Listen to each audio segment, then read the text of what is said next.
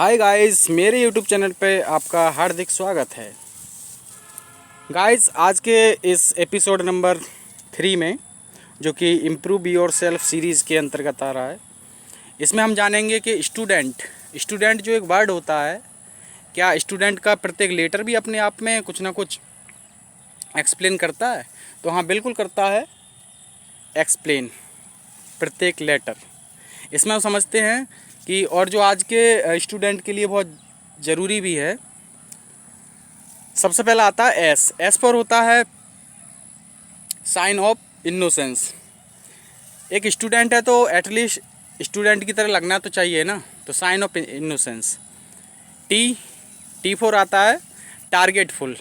टारगेटफुल क्या होता है कि कहते हैं ना कि उद्देश्यहीन विद्यार्थी का जीवन व्यर्थ है, कि जिस विद्यार्थी का कोई उद्देश्य ना हो कि जीवन में करना क्या है, मुझको करियर ही कोई डिसाइड ना हो, उसका विद्यार्थी का जीवन ही बिल्कुल ही व्यर्थ है। तो टी4 टारगेट फुल हो जाना चाहिए कि स्टूडेंट जो है उसका टारगेट फुल होना चाहिए, वो उसका कोई ना कोई टारगेट होना चाहिए। अब बात आती है यू4 क्या होता है? यू4 यूनिटी। ये तो कॉमन सेंस की बात है कि यूनिटी इज स्ट्रेंथ। स्टूडेंट्स में एकता तो होनी चाहिए।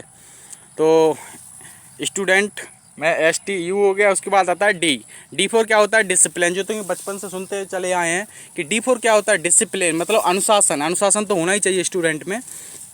फिर आता है स्टूडेंट, डी के बाद आया ई4 होता है ईगरनेस होता है मतलब जानने की इच्छा, जिज्ञासुपन, मतलब क्यूरियोसिटी, मतलब किसी चीज़ को जानने की इच्छा। जैसे मान लो कोई टीचर कुछ पढ़ा रहा है, तो उसमें अगर वो क्रॉस क्वेश्चन नहीं करेगा कि आखिर ये कैसे आया, जानने की इच्छा नहीं होगी, तो वो कभी भी अपने आप को इम्प्रूव नहीं कर सकता स्टूडेंट।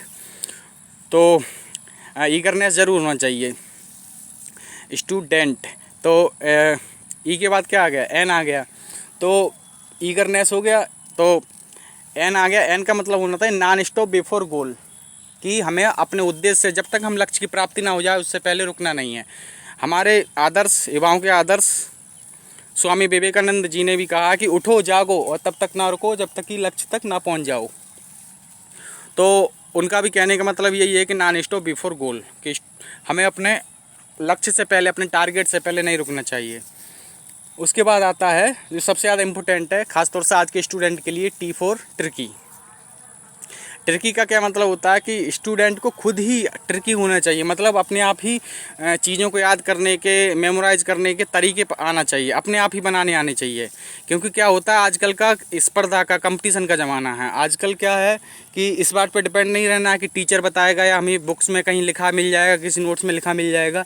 ये तो एक कॉमन है, वो तो सभी पढ़ रहे हैं ना। अगर तुम्हें अपने कंपटीटर से आगे निकलना है तो तुम्हें खुद के भी कुछ तरीके कुछ बनाने होंगे, और इस तरीके से उनसे डिफरेंट तो तभी होगे ना।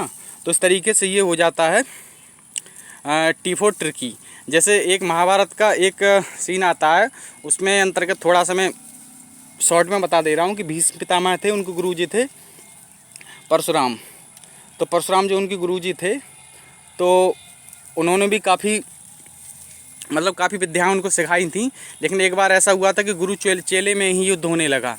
तो वो युद्ध का थोड़ा ऐसा था कि कोई एक लेडीज़ थी, उससे शादी करने के लिए था कि अगर तुम्हें भीष्म पितामह से कहा गया कि तुम्हें इससे शादी करनी है, तो अगर वो युद्ध में हार जाते तो उन्हें शादी करनी चाहिए थी। लेकिन वो था, उन्होंने एक प्रतिज्ञा ले रखी थी कि आजीवन ब्रह्मचारी रहना है, मतलब शादी नहीं करनी है उन्हें जीवन भर।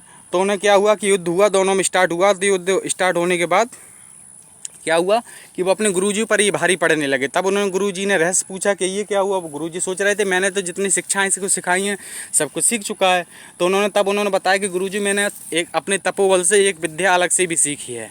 तो ऐसी कंडीशन में काम आता है कि अगर उन्हें वो तपोबल, अपनी विद्या एक्स्ट्रा नहीं पता होती, तो उनका ब्रह्मचर्य का जो प्रतिज्ञा था वो टूट जाता उस समय।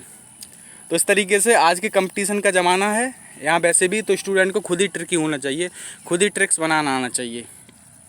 तो इस तरीके से ये स्टूडेंट की पूरा फुल फॉर्म हो जाती है। और बाकी ऐसे बने रहिए, आगे आने वाले वीडियोस में बहुत अच्छे से मैं और भी ट्रिक्स बताता रहूँगा, बाकी मोटिवेशनल से भरी हुई। बाकी बहुत बहुत धन्यवाद। लाइक करें, शेयर करें, सब्सक्राइब करें। जितनी भी मेरी वीडियो रहेंगी वो साइंटिफिक रिसर्च से अकॉर्डिंग रहेंगी, या फिर ये जो मैंने रहा है, मैंने जो फील किया है, जो मैंने कुछ बुक्स से, जो अच्छी अच्छी बुक्स से पढ़ा है, उसी को सबको फील करके बताया है। ये फुल फॉर्म जो मैंने बताई है। बाकी बहुत बहुत धन्यवाद।